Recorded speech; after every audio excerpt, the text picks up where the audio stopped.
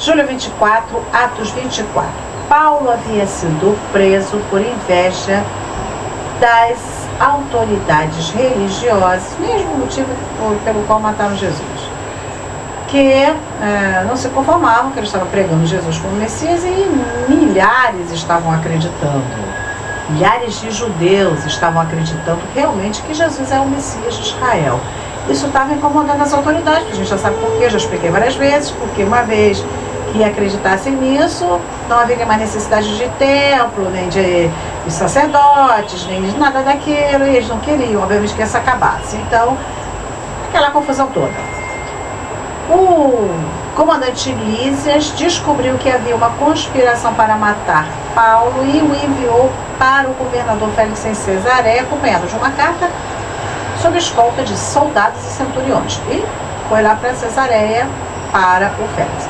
5 dias depois, o sumo sacerdote Ananias, diante do qual Paulo havia falado e que tinha mandado bater na boca do Paulo, foi com os líderes religiosos e líderes do povo, anciãos e outros, a turma deles, falar com o governador Félix, e levaram também o advogado Tértulo, que fez a seguinte acusação diante do governador sobre Paulo.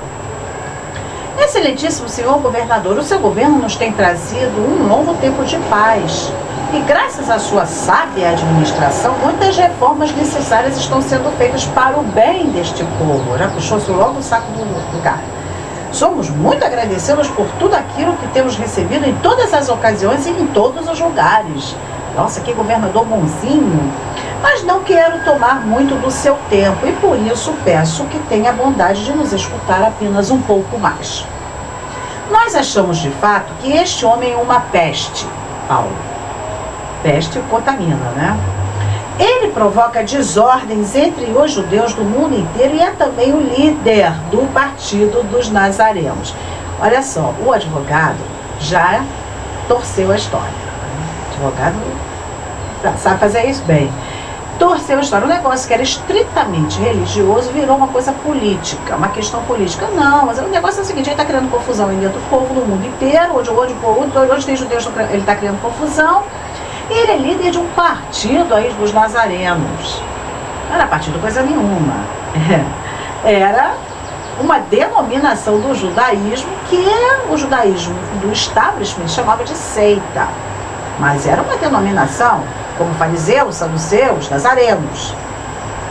Como hoje tem ortodoxos, conservadores, reformistas, ortodoxos 1, ortodoxo 2, ortodoxo 3, também tinha essa seita, que eles achavam que era seita. Mas o advogado já está querendo transformar a coisa em algo político para impressionar o Félix e faz tomar uma atitude. Além disso, ele tentou profanar o templo e então nós o prendemos. Nós íamos julgá-lo de acordo com a nossa lei, a Torá, mas o comandante Lísias veio e o tirou de nós à força. Já querendo fazer fofoca contra o Lísias. Não, a gente ia resolver entre nós, mas ele veio e se meteu no meio. Aí trouxe esse problema para o senhor resolver. Aí o próprio Lísias mandou que os acusadores viessem até aqui e fizessem a acusação diante do senhor. Se o senhor fizer perguntas a este homem, ele mesmo confirmará todas as acusações que estamos fazendo contra ele. Então, os judeus que estavam com ele, o Tértulo, concordaram, dizendo que era tudo verdade o que ele estava dizendo. Claro, né? Tudo para mandado, estava tudo ali macumunado.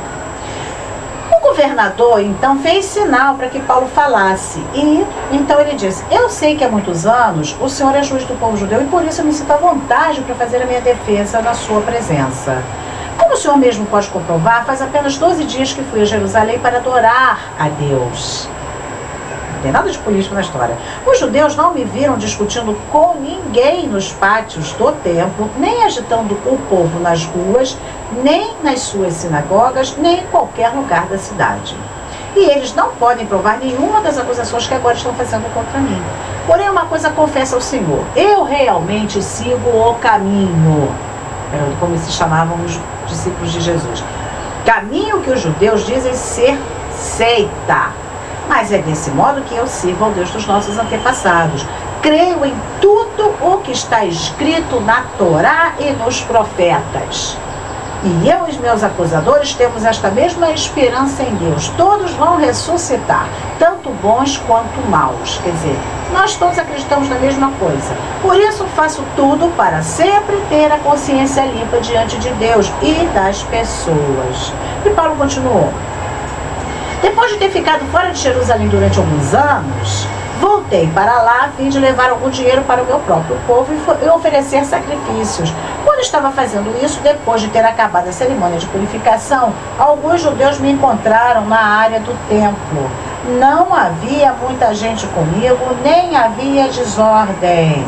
Porém, alguns judeus da província da Ásia, que eles chamam Azael, que hoje é Turquia, estavam lá. São eles que devem se apresentar diante do Senhor e fazer as acusações, se é que tem alguma coisa contra mim. Ou então que estes homens aqui digam se, quando eu estive diante do Conselho Superior do Sinédrio, eles me acharam culpado de algum crime. Quando estava de pé diante deles, eu apenas disse em voz alta: hoje estou sendo julgado por vocês, porque creio que os mortos vão ressuscitar. Foi a confusão, né? Aí saduceus e fariseus entraram em confusão.